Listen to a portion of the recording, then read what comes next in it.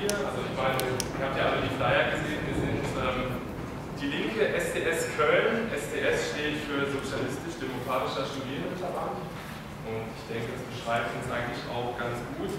Was uns auszeichnet ist, dass wir einerseits Hochschulpolitik machen, wir sind halt auch eine hochschulpolitische Gruppe, die auch im Studierendenparlament vertreten ist, sieht man ja auch heute als Thema das Hochschulzugangsgesetz in NRW.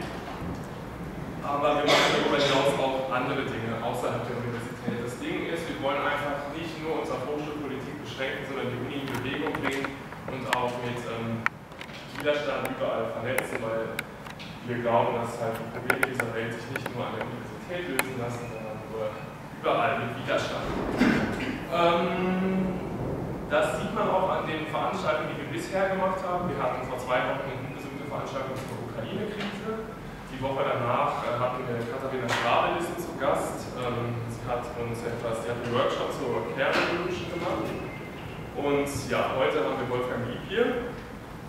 Wir machen aber nicht nur graue Theorie, sondern wir halten auch manchmal unsere Köpfe hin. Wir haben zum Beispiel, damals war es noch die verhinderte Zwangsräumung von Kalle, ihr habt sicherlich davon gehört. Wir haben im ersten Anlauf waren wir dabei, als die Zwangsräumung verhindert wurde. Beim zweiten Anlauf hat das leider nicht mehr geklappt. Und außerdem sind wir auch jährlich bei den Blockupy-Protesten in Frankfurt unterwegs, auch dieses Jahr. Ihr habt vielleicht auch schon ein paar Flyer von uns dazu gesehen. Und noch ein Hinweis auf nächste Woche, da haben wir die erstmal letzte Veranstaltung, die wir bisher schon geplant haben, und zwar geht es um das Freiheitsabkommen TTIP. Ihr habt sicherlich alle schon davon gehört, es ist ein ziemlich großes Ding, ein großer Angriff auf die sozialen Umweltstandards in den USA und in Europa. Und wir haben dazu Hubertus Stebel eingeladen, der Mitglied des Bundestages von der Linkspartei, der auch ziemlich kompetent sein dürfte. Und ja, ich und wir würden uns freuen, noch mehr Leute als heute da begrüßen zu können. Grundsätzlich treffen wir uns immer jeden Mittwoch um 19 Uhr im Raum S84 im Philosophikum. Und ihr seid alle herzlich eingeladen, vorbeizuschauen, mitzumachen und uns kennenzulernen. So, jetzt zu unserem heutigen Gast. Ich bin persönlich sehr froh, dass er hier ist, weil ich glaube, ich seit 7 Jahren ungefähr täglich seine Homepage in Nachtext-Seite. Sie sind wir. Und genau, vielleicht werden Sie noch kurz ein paar Worte zu sich selbst sagen. Ihr glaubt einfach loslegen. Dankeschön.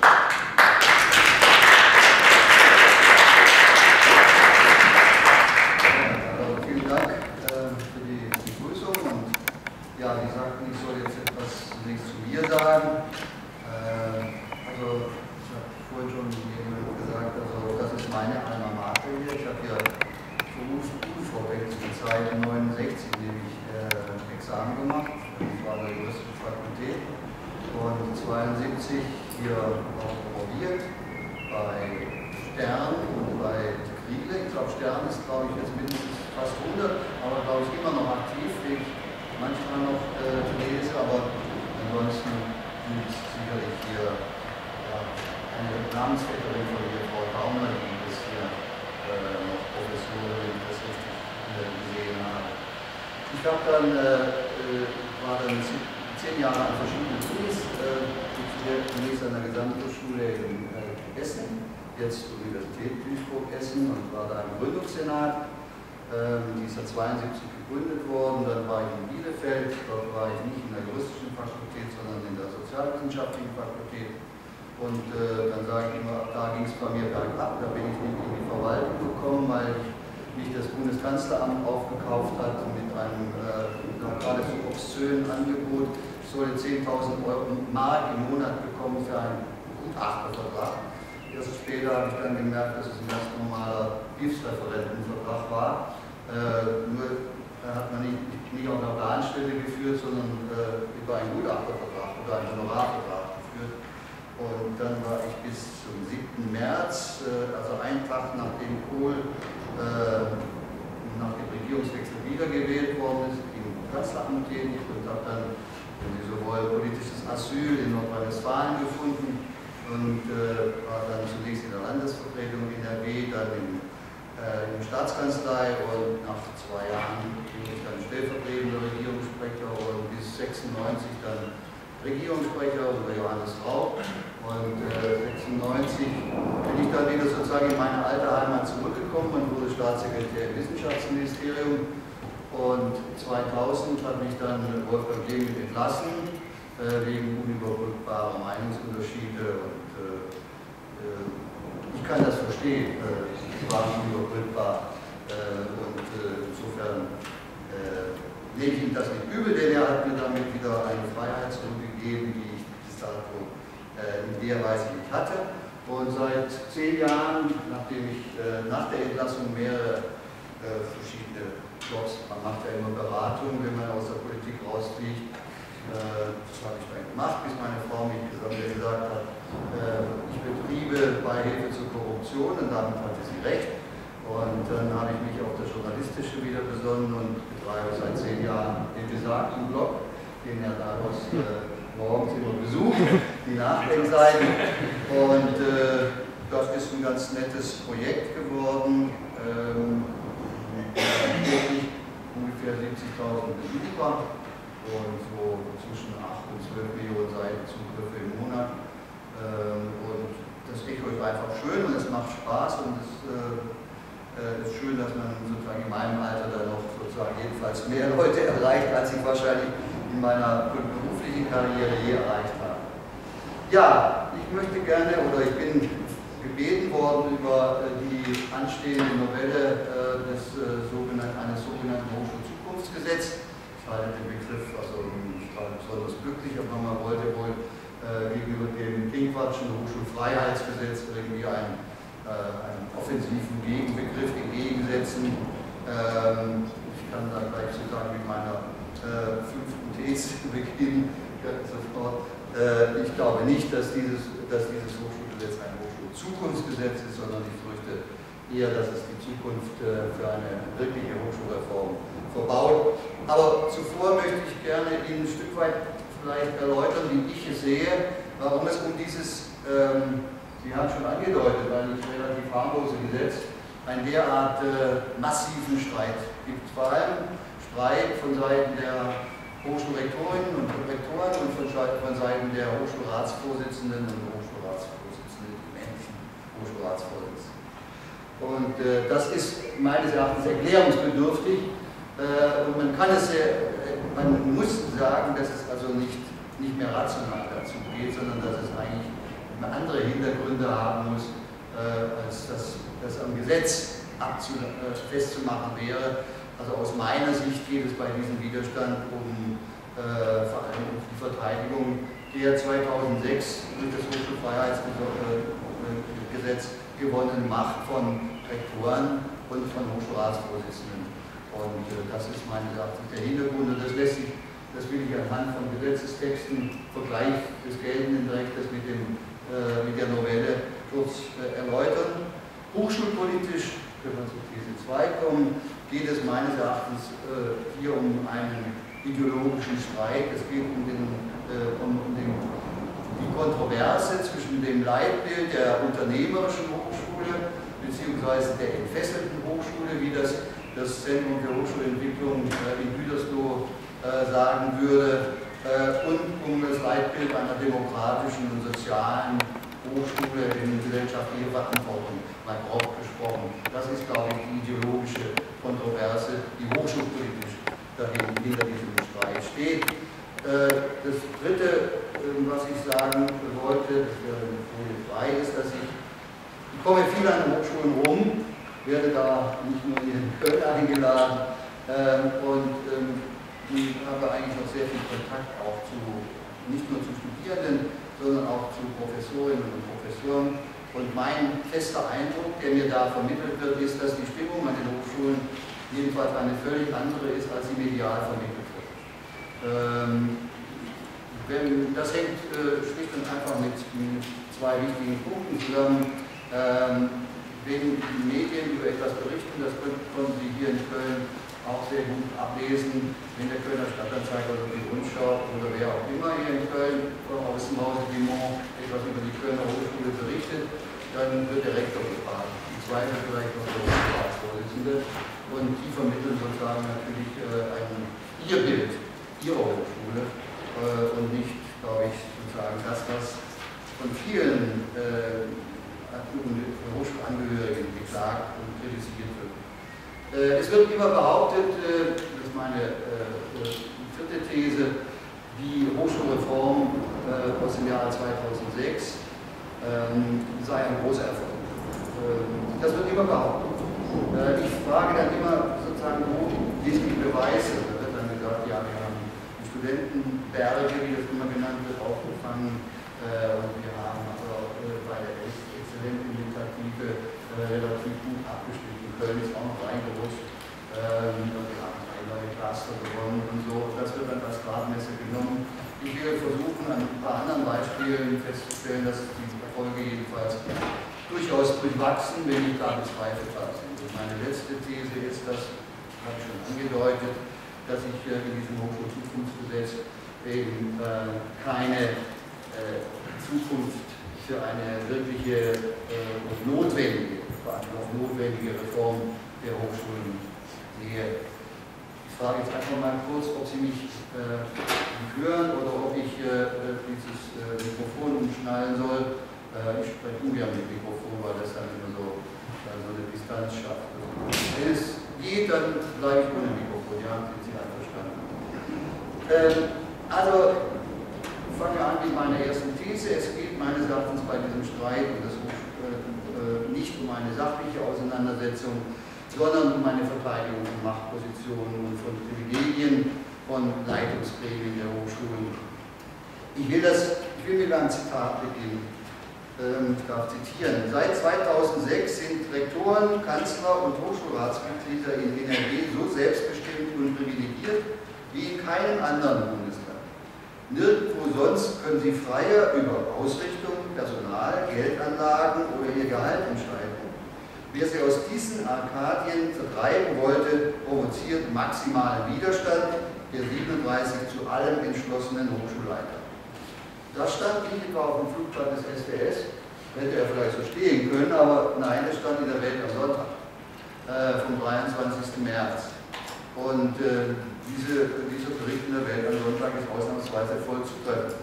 Die Welt ist ja nicht bekannt, gerade als ein besonders revolutionäres Blatt. Dieser Machtkampf wird von Seiten der Rektoren und Rektorinnen und der Hochschulratsvorsitzenden unter dem Stichwort oder der Fahne der Autonomie geführt und quasi als Freiheitskampf gegen eine Detailsteuerung durch die Ministerialbürokratie oder gar, wie es auch schon geheißen hat, gegen Planwirtschaft hochstilisiert. So hat zum Beispiel die Vorsitzende der Landesrektorenkonferenz sich ebenfalls in der schon zitierten Welt am Sonntag wie folgt geäußert. Zitat, im Entwurf ist angelegt, dass das Ministerium bis ins kleinste Detail Vorschriften erlassen kann. Mit Verlaub, ich halte das für eine Phantomdiskussion. Und ich möchte das auch an einem Kritikpunkt der Vorsitzenden der Hochschulrektorenkonferenz deutlich machen. Sie sagt nämlich, wir nehmen das Instrument der Rahmenvorgabe weiterhin ab, dadurch sie eine unverhältnismäßige Ausweitung der Befugnisse der Ministerialbürokratie erfolgt und faktisch die Fachaufsicht durch das Ministerium wieder eingeführt wird. Soweit die Vorsitzende der Hochschulrektorenkonferenz.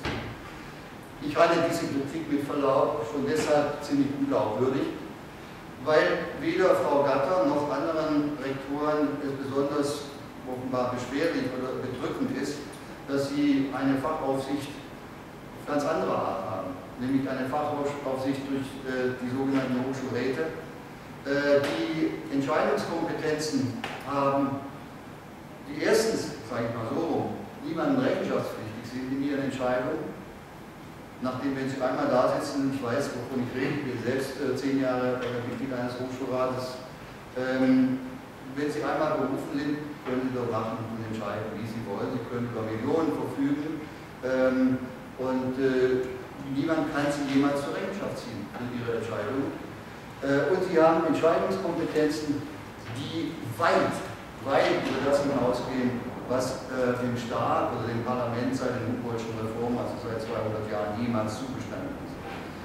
Wenn Sie mal in den entsprechenden Paragraphen hineinschauen, das geht bis ins letzte Detail und weil ich gleich vorwegnehmen, in dieser Novelle sind sogar den Hochschulräten noch mehr Rechte zuerkannt, als es bei Pinkwatsch und Entwurf schon der Fall gewesen ist. Ich will kurz einfach mal vergleichen, wie die geltende Lage und die Novelle sich zu dieser Frage der Steuerung oder der Rahmenvorgaben, vor allem im Stichwort Rahmenvorgaben, wie es sich da verhält. Wenn wir die nächste Folie hätten, da heißt es im Gesetzentwurf, also in der Novelle, in Paragraph 6 Absatz 5.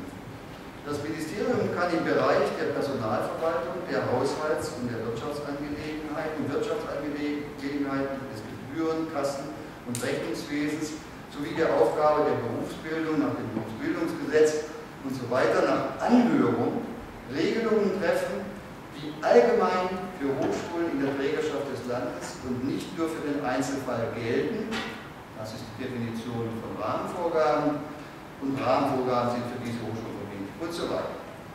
Im geltenden Gesetz, wie wir jetzt die nächste Folie heißt es kurz und knapp, im Einvernehmen mit dem Finanzministerium erlässt das Ministerium Verwaltungsvorschriften zur Wirtschaftsführung, zum Rechnungswesen. Es sind also nicht so viele Begriffe der Verwaltungstechnik hier aufgeführt, sondern nur Wirtschaftsführung und Rechnungswesen, die aber alle anderen Dinge, die in der Novelle genannt werden, abdecken, zum Nachweis der sachgerechten Verwendung der Mittel sowie zum Jahresabschluss. Also im alten geltenden Gesetz wird von Verwaltungsvorschrift gesprochen. Verwaltungsvorschrift, das weiß jeder Jurist, wenn er die Grundvorlesung im Verwaltungsrecht gehört hat, heißt, es ist eine innerbehördliche Regelung. Eine innerbehördliche Regelung, die aus einer dienstrechtlichen Gehorsamspflicht besteht, und zwar eine Gehorsamspflicht einer nachgeordneten Behörde. Im Übrigen unterliegt eine Verwaltungsvorschrift auch noch einer beschränkten verwaltungsgerichtlichen Kontrolle. Der Wechsel von einer Verwaltungsvorschrift in die Begrifflichkeit Rahmenvorgabe drückt also im Gegensatz zu dem, was die Rektoren behaupten oder auch die Hochschulrektorenkonferenzvorsitzende behauptet, eine geradezu die rechtliche Verselbstständigung oder die ja die Hochschulrektoren reklamieren, die rechtliche Verselbstständigung ja sogar die gleiche Augenhöhe zwischen Hochschulen und der Landesregierung aus. Es ist also es ist absurd, sozusagen diese Regelung als Detailsteuerung oder Planwirtschaft oder sonst irgendetwas zu dechiffrieren. Ich kann es nicht verstehen, und wenn nur einer der Mitglieder der Rektorenkonferenz einen Gesetzesvergleich vorgenommen hätte, dann hätten sie einsehen müssen, dass ihre Polemik gegen die Rahmenvorgaben völlig fehl am Platze ist. Der Beweis, dass es um eine vorgeschobene Kampfrhetorik geht, die mit der Sache kaum etwas zu tun hat, lässt sich auch anhand des sehr bekämpften Begriffs einer Landeshochschulentwicklungsplanung führen. Da heißt es im Paragraph 6 Absatz 1 des geltenden Gesetzes: Zur Steuerung des Hochschulwesens entwickelt das Land strategische Ziele und kommt damit seiner Verantwortung für ein angemessenes Angebot an Hochschulleistungen nach. Auf der Grundlage dieser strategischen Ziele werden die hochschulübergreifenden Aufgabenverteilungen, die Schwerpunktsetzungen und die hochschulindividuelle Profilbildung abgestimmt. In der neuen Fassung, die nächste Folie, da heißt es wie folgt: Die Entwicklungsplanung des Hochschulwesens ist eine gemeinsame Aufgabe des Ministeriums und der Hochschule. Vorher war es nur zur Steuerung der Hochschule entwickelt das Land.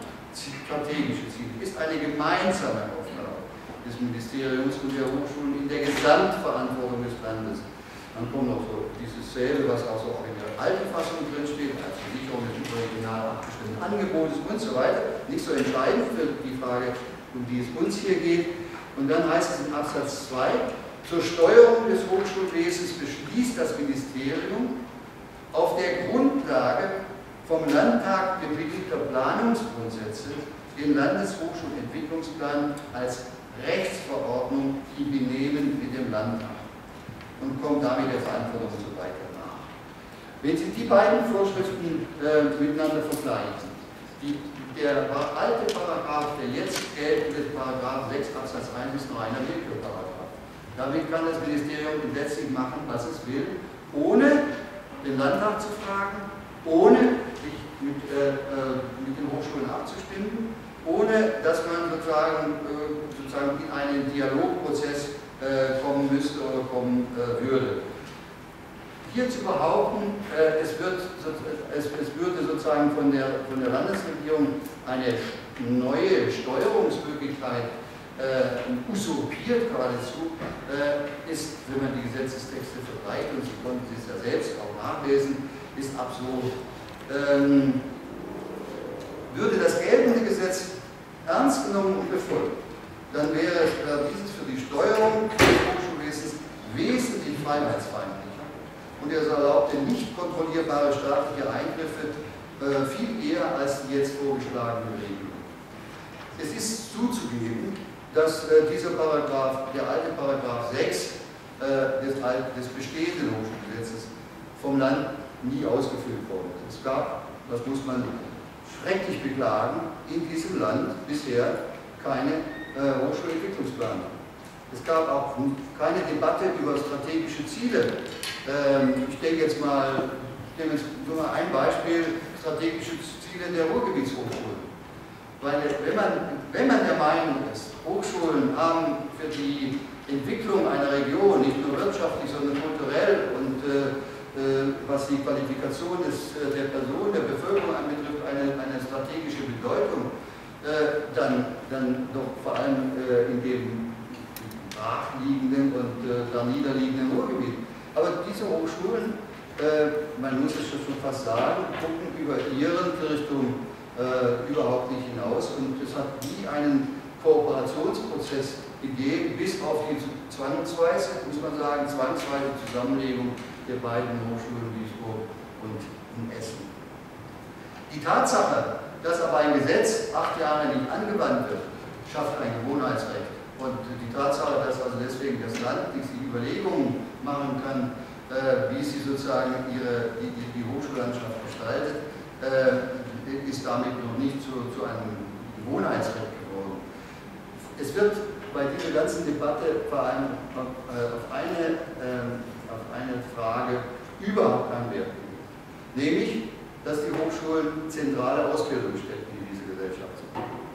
Und es ist sozusagen schon von der Verfassung, und es gibt auch entsprechende Rechtsprechung vorgegeben, dass die Politik oder das Land zum Beispiel angemessene Ausbildungsleistungen von den Hochschulen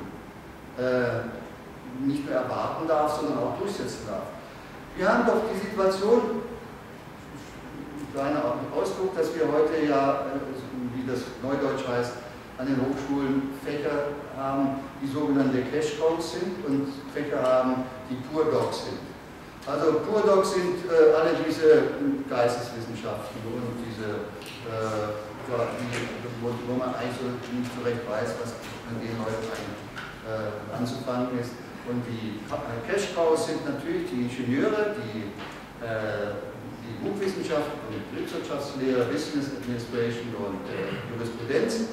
Cash Codes vor allem auch deshalb, weil der Hochschulpakt ja einen Durchschnittsbetrag bezahlt wird pro Studienplatz. Und jede Hochschule wäre bescheuert, sie würde einen teuren Studienplatz anbieten. Also bietet man lieber günstige Studienplatz. Ein betriebswirtschaftlicher Studienplatz kostet pro Jahr 2.800 €. Nur mal ein Medizinstudienplatz kostet bis zu 30.000 €. Ein Medizinstudienplatz kostet 25 oder sonst. Das Schwein. Aber Sie können sich ja ausmalen, welche Studienplätze nun angeboten werden, wenn es pro Studienplatz Geld gibt. Ob das die richtige Steuerungsmethode ist für das Angebot von Studienplätzen, das mögen Sie bitte selbst diskutieren. Mein Urteil ist darüber ziemlich klar. Das ist also, ich sage jetzt einfach mal so, weil ich das in Köln kenne, ich bin froh, dass es hier in Köln sozusagen ein Fach Numismatik gibt. Das halte ich für die kulturelle Identität einer Universität mindestens genauso wichtig wie also den Stiftungslehrstuhl Versicherungswirtschaft, mal so ein anderes Beispiel zu nehmen. Deswegen halte ich es für nicht hinnehmbar, dass die Politik bei Umwicklung von Stellen noch nicht mal gefragt werden muss. Das ist den Hochschulen völlig frei überlassen ist, nach ihrem Gusto und nach dem Gusto der Hochschulräte die Studiengänge auszuweiten oder zurückzunehmen oder gar ganz zu schließen. Halte ich jedenfalls in unabgestimmter Weise, man muss es nicht partitar machen, und das ist ja auch gar nicht vorgesehen, also halte ich jedenfalls in unabgestimmter Weise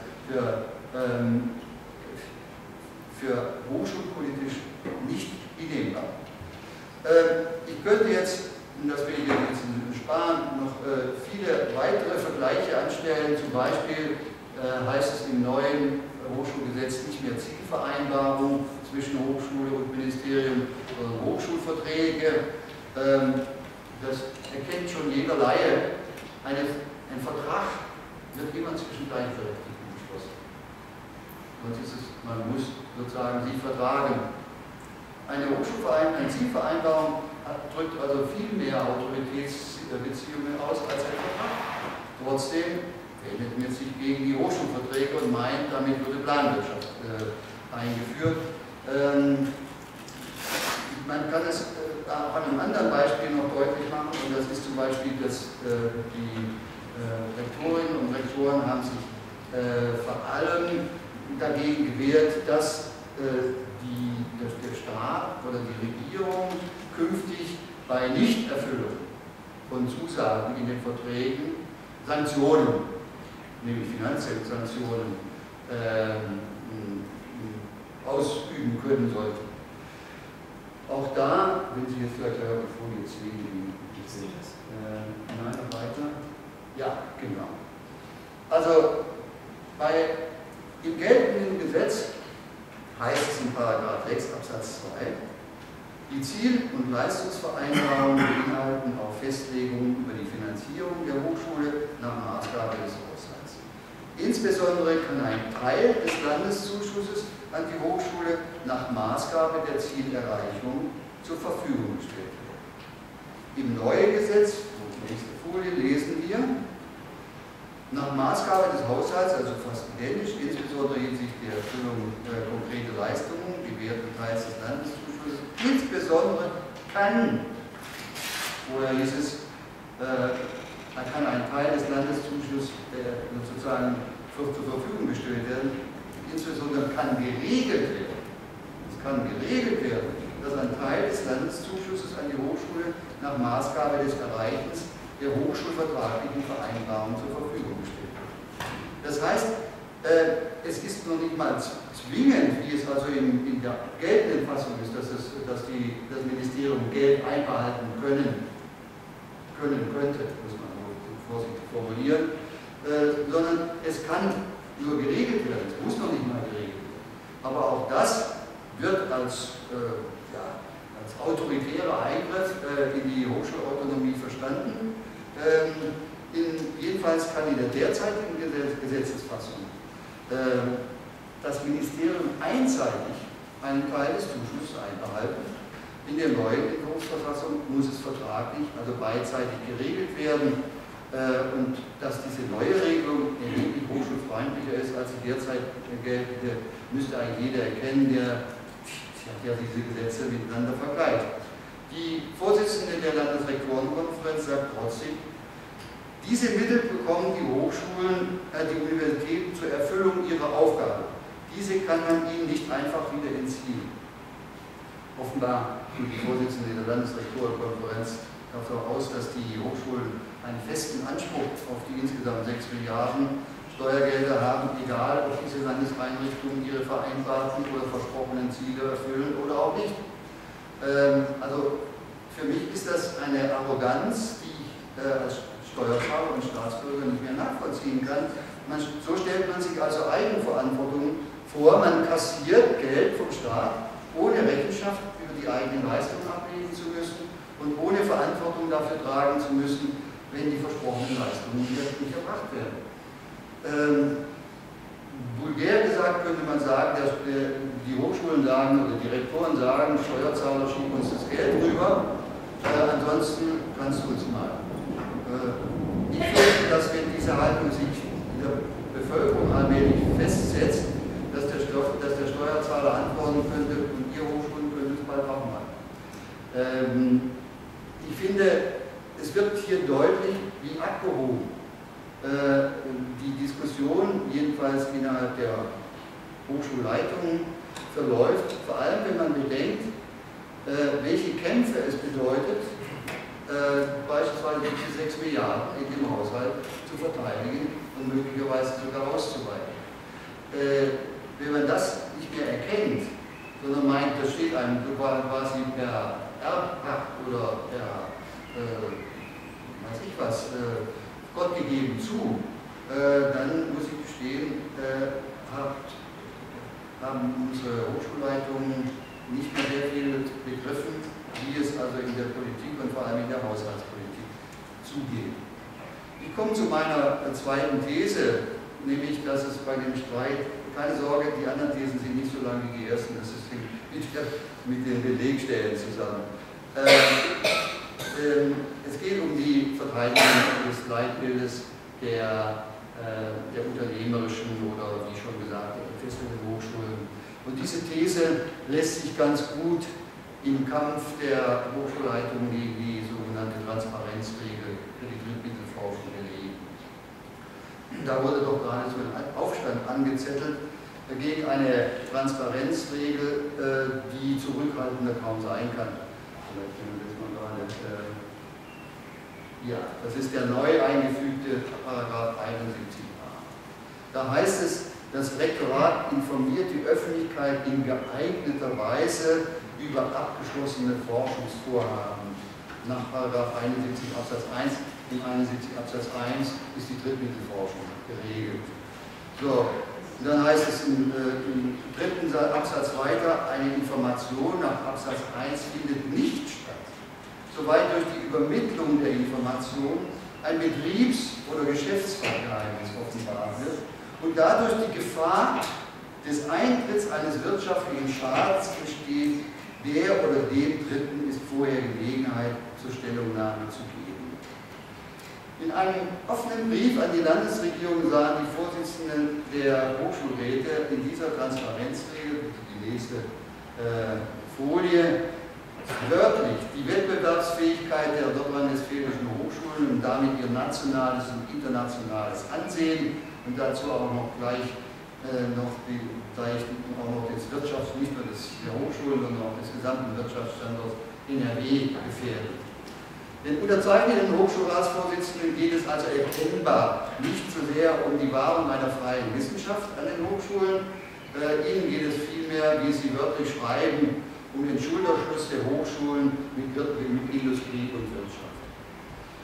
Insbesondere der Chef eines großen Automobilzulieferers und gleichzeitig eines Hochschulratsvorsitzenden an der Universität Siegen, nämlich Arndt Kirchhoff und mit ihm mehrere Verbandsvertreter aus der Wirtschaft, haben angedroht, sie würden, wenn diese Transparenzregel eingeführt wird, an ihre Forschungsgelder von nordrhein-westfälischen Hochschulen abziehen und in andere Länder geben und damit würden die nordrhein-westfälischen Hochschulen quasi ausgehungert.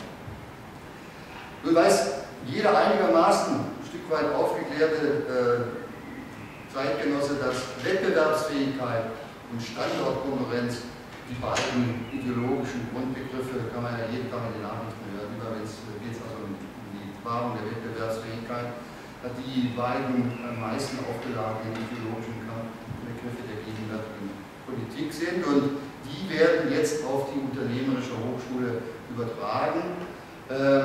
Also Forschung und Entwicklung der unternehmerischen Hochschule soll angesichts rückläufiger oder bestenfalls stagnierender staatlicher Grundmittel mehr und mehr durch den Wettbewerb um die Einwerbung zusätzlicher Drittmittel gesteuert werden. Das ist ja das Prinzip und das Steuerungsprinzip der unternehmerischen Hochschule.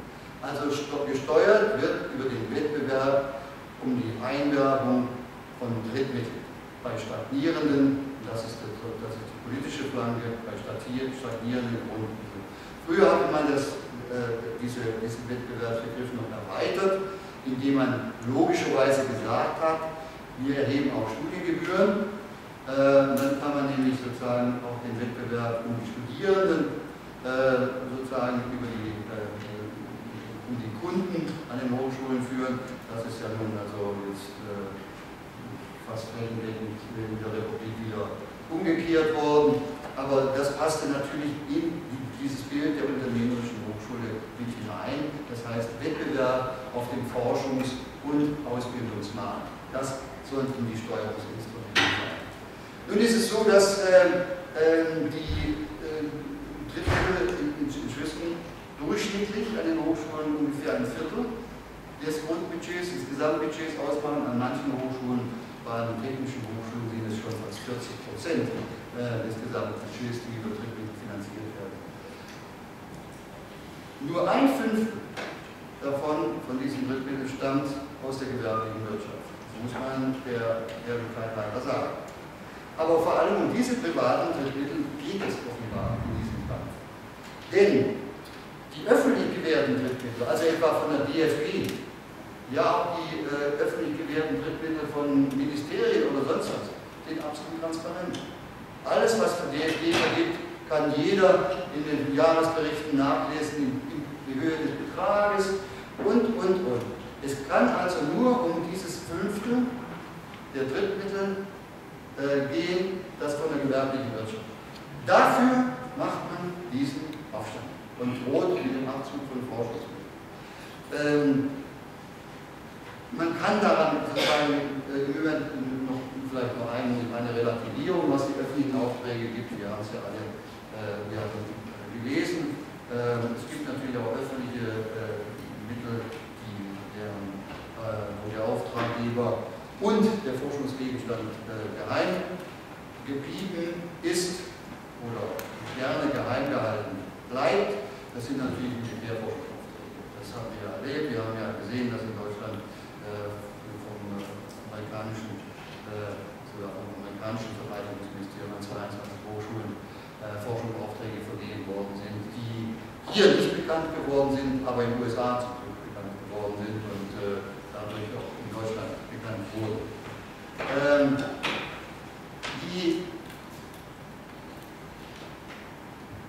Komischerweise gibt es zu diesem Aufstand einen ganz mir nicht erklärbaren Widerspruch. Denn in der alten Fassung, geltenden Verfassung des Gesetzes, gibt es in dem schon genannten Paragraphen 71, also ein Paragraph vor dem 71a, eine Formulierung, die heißt, die Forschungsergebnisse aus der Forschung mit Mitteln Dritter sind in der Regel in absehbarer Zeit zu veröffentlichen. Man erkläre jetzt mir als sozusagen vielleicht nicht in den Niederungen der universitären Diskussion steckenden einmal diesen Widerspruch. Also transparent darf es nicht sein, aber der Paragraph 71 Absatz 2, nämlich dass die Forschungsergebnisse in der Regel zu veröffentlichen sind, der soll erhalten bleiben. Für mich nicht nachvollziehbar. Für mich schon gar nicht nachvollziehbar, dass es diesen Aufstand gibt. Was ich besonders kritisiere an diesem Kampf gegen diese Transparenzregel ist Folgendes. Die Hochschulen verlangen auf der einen Seite maximale Autonomie. Sie können aber nicht mehr erkennen, dass Transparenz und Autonomie die Kehrseite der jeweiligen Medaille sind. Ich kann nicht Autonomie verlangen, also keine parlamentarische, politische oder staatliche Kontrolle und gleichzeitig sagen, alles bleibt geheim. Das ist sozusagen in einem demokratischen Staat einfach nicht denkbar, zumal in einem Staat, in dem nach wie vor eben die Grundfinanzierung über Steuergelder erfolgt. Das heißt, für mich sind Transparenz und Autonomie und Freiheit der Hochschule sozusagen ja, gar nicht trennbar. Sie sind unmittelbar miteinander verknüpft. Insofern kann ich diesen Kampf gegen diese Transparenzregel in keinerlei Hinsicht nachvollziehen. Dritte These ganz knapp. In der Öffentlichkeit wird ja immer wieder behauptet,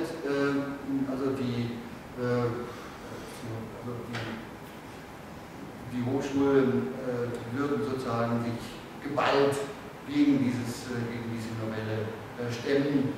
Und wenn man mal, das können Sie selber nachschauen, wenn Sie mal heute Abend googeln und das Hochschulzukunftsgesetz als Suchbegriff eingeben, dann werden Sie keine Zeitung in Nordrhein-Westfalen und kaum eine überregionale Zeitung finden, in der nicht ein Interview mit dem regionalen Rektor oder ein Interview mit dem entsprechenden Hochschulratsvorsitzenden oder mit sonst einem der leitenden Herren oder Damen an den Hochschulen stattfindet. Der offene Brief der Hochschulratsvorsitzenden beispielsweise oder die Drohung der Wirtschaft mit dem Abzug von Forschungsmitteln beherrschte, das können Sie sicherlich noch gut erinnern, tagelang die Schlagzeilen hier in Nordrhein-Westfalen. Ich meine, würden die Medien wenigstens ab und an mal an die Hochschule gehen und vielleicht auch sich einfach hier mal in den Flur stellen und mit irgendjemandem reden, ich glaube, sie würden einen völlig anderen Eindruck bekommen über das, was da über das Hochschulfreiheitsgesetz gesagt wird und die Konsequenzen, die damit gekommen sind.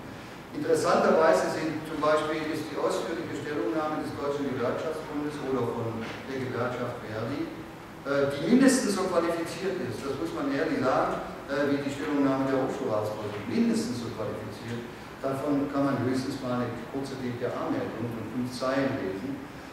Oder auch andere Unterschriftenlisten von Hochschulprofessorinnen und Professoren werden medial nicht zur Kenntnis genommen. Der Hochschullehrerbund, das ist also der Verband der Fachhochschullehrerinnen und Fachhochschullehrer, hat unlängst Ende letzten Jahres eine Umfrage gemacht, die ich sehr interessant finde. Die haben nämlich bei ihren Kolleginnen und Kollegen umgefragt und hatten einen sehr hohen Rücklauf. Und die Kolleginnen und Kollegen sagten, mit Einführung des Hochschulfreiheitsgesetzes in NRW wurde für knapp 3/4 der Befragten die Selbstverwaltung der Hochschule durch den akademischen Senat entwertet. Die Funktion des akademischen Senats wurde dem Hochschulfreiheitsgesetz entwertet. Als Ursache wird von den meisten die Verlagerung der Entscheidungsbefugnisse auf die Leitungsorgane, so sagen 69% der Befragten, gesehen. Das mit großen politischen Visionen eingeführte Gesetz hinterlässt bereits nach einigen Jahren erhebliche Kollateralschäden, heißt es in der Studie. So beklagen in der Umfrage rund 40% der Befragten, ihr Engagement in der Hochschule sei dadurch gebremst worden und 43% der befragten Professorinnen und Professoren fühlen sich sogar in ihrer wissenschaftlichen Freiheit nach Artikel 5 Absatz 3 beeinträchtigt.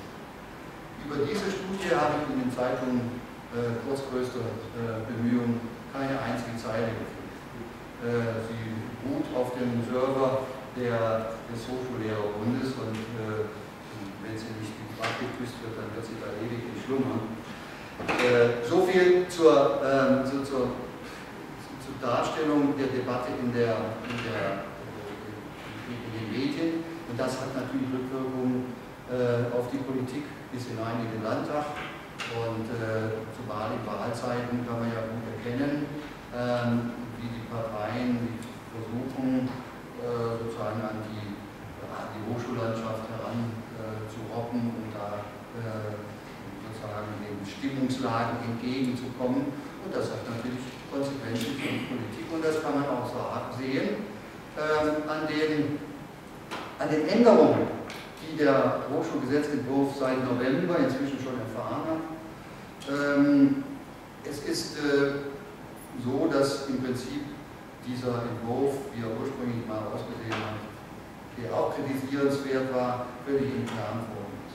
Ich will aber noch 2 Bemerkungen machen zu den ständig behaupteten Erfolgen. Die Hochschullehrer, die Hochschulrektoren, argumentieren ja ständig, warum braucht es den Staat? Wir sind doch seit 2006 so ungemein erfolgreich, wir haben alle Probleme gemeistert, wir sind in der Forschung vorne dran und wir haben die doppelten Studienanfängerzahlen hervorragend, ich sage mal vorsichtig, ohne Konflikt bewältigt und so weiter und so fort. Das sind die Ausweise für die erfolgreiche Politik unserer Hochschulen unter dem sogenannten Hochschulfreiheitsgesetz. Was leider auch dabei auch wieder völlig unter den Tisch fällt, ist, dass inzwischen die Hälfte aller Studiengänge in Deutschland mit einer Zulassungsbeschränkung belegt sind und dass in NRW sogar überdurchschnittlich viele Studiengänge mit Zulassungsbeschränkt sind. Darüber wird natürlich nicht so gerne gesprochen. Und im Übrigen kommt ja noch hinzu, dieser äußere Numerus Clausus ist ja nur eine Seite der Medaille. Selbst wenn Studierenden also den äußeren Numerus Clausus oder den Eingangsnumerus Clausus überwunden haben, wartet auf sie gerade in einem Fach mit dem niedrigsten Numerus Clausus übrigens, nämlich bei den Ingenieurwissenschaften, eine Abbruchquote von 46%. Wenn 46%, also fast die Hälfte der Studierenden, ihr Studium abbrechen, dann kann das nicht nur die Schuld der Studierenden sein oder deren Faulheit, sondern da muss etwas anderes bestimmen. Aber deswegen braucht Aachen bei vielen Studiengängen zum Beispiel keinen Numerus Clausus. Die holen die, und jeder, der Kommilitonen und Kommilitonen kennt, die Maschinenbau studieren, weiß, die holen die über die Mathematik oder über sonst was, holen die aus dem Studium raus und frustrieren die dermaßen, dass sie noch 2 bis 3 Semester schicken. Einfach den Regel steigen. Wenn es gut ist, gehen sie dann an die Fachhochschule und wenn es schlecht ist, hören sie ganz mit dem Studium auf. Und was das immer bedeutet als individuelles Schicksal, können Sie sicherlich bei manchen Ihrer Kommilitonen selber miterleben. Im Übrigen, ein Versagen auf ganzer Linie ist das Hochschulzulassungschaos, das wir nach wie vor haben. Weil es die ZVS nicht gibt, seit ungefähr jetzt fast über 10 Jahren, haben wir jährlich, oder ich sage es positiv, ist es nicht geschafft worden, auch nur ein Portal einzurichten, in dem sich Studierende für ihren Studienplatz bewerben können und es sozusagen dann zeitaktuell ausgetauscht wird, wo Studienplätze dann besetzt sind oder wo sie nicht besetzt sind. Also bewerben sich jeder vernünftige Studierende mindestens 5, 6, 7 oder 8 Mal. Und dann gibt es also diese berühmten Nachrückverfahren, die in vielen Fällen bedeuten, dass für das Semester für die nachrückenden Studierenden verloren ist. Die jüngsten Angaben, die es da gibt, die Bundesministerkonferenz ist da sehr zurückhaltend mit Informationen, sind aus dem Wintersemester 2011, 2012. Danach, laut Bundesministerkonferenz, haben in diesem Wintersemester 13.300 Bachelorstudienplätze nicht besetzt worden und 6.000 Masterstudienplätze. Das angesichts einer Knappheit von Studienplätzen, wie ich sie vorhin geschildert habe. Das als Erfolg zu vermelden, halte ich mit Verlaub gesagt sehr hinterfragbar, muss man vorsichtig zu sein. Hinzu kommt noch ein weiteres, wird ja immer gesagt, es wird ja nur noch auf die Forschung geschielt, die Ausbildungsfunktion der Hochschulen spielt ja offenbar in der öffentlichen Debatte gar keine Rolle mehr, dass die Hochschulen auch in der Forschung so erfolgreich, nordrhein-westfälischen Hochschulen in der Forschung so erfolgreich gewesen seien. Also, wenn man das mal, das können Sie selbst machen, Sie brauchen sozusagen nur das Förderranking der Deutschen Forschungsgemeinschaft aufzurufen, ist im Internet wohl dokumentiert. Weder dieses Förderranking durch die Deutsche Forschungsgemeinschaft noch die Exzellenzinitiative sind ein Beleg dafür, dass die Behauptungen einer generellen Verbesserung der Wettbewerbsfähigkeit der nordrhein-westfälischen Hochschulen durch dieses Freiheitsgesetz gewonnen worden wäre. Ich habe schon gesagt, Aachen hat natürlich den Exzellenzstatus erhalten, hat sogar noch, sozusagen noch mehr, nach dem Matthäus-Prinzip, noch mehr Gelder bekommen und mehr Förderungen bekommen. Und Köln hat auch sozusagen ein Stückchen was abbekommen. Und dann gibt es noch 3 Cluster. Aber ansonsten kann man eigentlich nicht feststellen, dass Nordrhein-Westfalen da gegenüber anderen Ländern, die nicht dieses Hochschulfreiheitsgesetz haben, also etwa Bayern, wo bekanntermaßen, also Bayern sind halt sehr etatistisch, der Staat jedenfalls, das weiß ich aus persönlicher Erfahrung, jedenfalls eine viel dominantere Rolle noch gegenüber den Hochschulen ausübt, als es hier in Nordrhein-Westfalen der Fall war. Bayern hat jedenfalls erheblich besser abgeschnitten. Also es kann jedenfalls nicht gerade nur am Freiheitsgesetz, am Hochschulfreiheitsgesetz gelegen haben. Im Übrigen nur als Nebenbemerkung, also das tut immer so, als gäbe es bei diesen Exzellenzinitiativen und bei dieser Wettbewerbssteuerung nur Gewinner. Jedem Gewinner steht bei sozusagen gleichgleichem Budget auch ein Verlierer gegenüber. Und was wir ja gegenwärtig erleben ist, dass ja die Hochschulen an der Peripherie oder diejenigen, die durch die Exzellenzinitiative eben nicht sozusagen zusätzliche Mittel bekommen, dass die auch an die Peripherie gedrängt werden. Und wir werden es noch in absehbarer Zeit erleben, dass wir, ich will jetzt keine Namen nennen, ich nehme vielleicht lieber Greifswald, nicht eine Universität in Nordrhein-Westfalen, eben künftig eine Lehruniversität sein werden. Und bestenfalls noch, was heißt noch, ich will die Fachhochschulen nicht schlecht machen, aber jedenfalls auf den Status von Fachhochschulen zurückgeführt werden. In Bayreuth und anderen peripheren Standorten kann man das heute schon feststellen, dass das der Trend ist. Das heißt, wir bekommen eine tiefe Staffelung und Hierarchisierung der Hochschullandschaft in Deutschland mit allen negativen Konsequenzen, denn bei allen Rankings, die weltweit gemacht werden, es gibt jedenfalls keine einzige Position, wo nicht die Breite und die Gleichwertigkeit der Ausbildung in einem gesamten Land so positiv eingeschätzt wird wie in der Bundesrepublik Deutschland bislang. Und ich denke nicht, dass es also ein großer Gewinn ist, dass wir eine so tiefe Hierarchisierung der Hochschullandschaft bekommen, wie wir das in den USA haben, wo wir vielleicht 20 Ivy League oder EV-Universitäten haben, aber der Rest sozusagen jedenfalls nicht hochqualitätsbezogene Ausbildung darstellt. Das Problem ist ja, und da komme ich wieder auf den Studienaspekt zurück, es geht ja eben nicht nur, dass diese Exzellenzuniversitäten also die bessere Forschung an Anführungszeichen liefern, sondern es gibt ja auch den Trend sozusagen, dass die Studierenden sich sozusagen an diesen Exzellenzuniversitäten in besonderer Weise bewerben, und dass diejenigen, die also dort dann nicht unterkommen, eben dann an den Peripheruniversitäten verweilen müssen. Und es ist eben anders als beim Fußball. Da gibt es den Bayern-München-Effekt. Bayern München spielt also jetzt im Halbfinale der Champions League, freut man sich. Nur der Studierende in Mecklenburg-Vorpommern, der kann halt nicht unbedingt nach München kommen und studieren, der muss in Greifswald oder mit Rostock oder sonst was zufrieden sein, und derjenige, der aus dem Sauerland kommt, muss halt vielleicht mit Siegen zufrieden sein. Und ich weiß nicht, ich bin sehr, sehr skeptisch und finde es eine schlimme Entwicklung, dass künftig Studienabschlüsse bemessen werden an den Namen der Universität oder dem Namen der Hochschule und nicht mehr am Namen und nicht mehr an der Note, die vergeben wird. Das finde ich wie ich finde, verheerende Entwicklung. Ich weiß, dass viele Personalchefs in der Wirtschaft das genauso sehen, weil sie nicht mehr wissen, was im Prinzip hinter den Diplomaussagen steht. Sie wissen nicht mehr, das hängt auch noch mit der Profilbildung zusammen. Also man weiß ja heute, wenn man einen Volkswirt aus Köln und einen Volkswirt von der Humboldt-Universität Berlin hat, die beiden Volkswirte können sich untereinander gar nicht mehr unterhalten.